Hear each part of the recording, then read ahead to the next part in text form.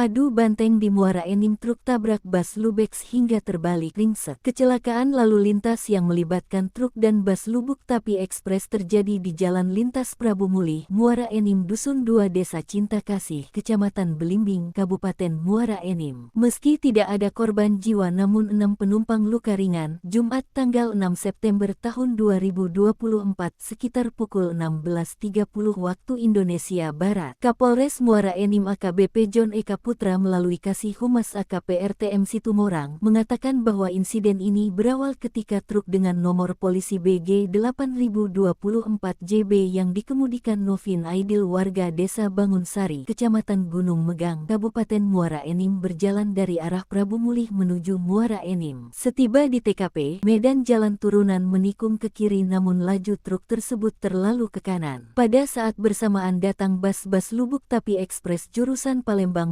dengan nomor polisi BD 7011 Bu dengan berisi 14 penumpang yang dikemudikan Hansauri, warga Jalan SD 5 Ujung Ibul Mana, Bengkulu Selatan. Akibatnya, tabrakan pun tak terelakkan lagi. Mobil truk menabrak bagian tengah bus sehingga bus tersebut keluar bahu jalan menabrak kios minyak dan menabrak jembatan milik warga setempat dan menyebabkan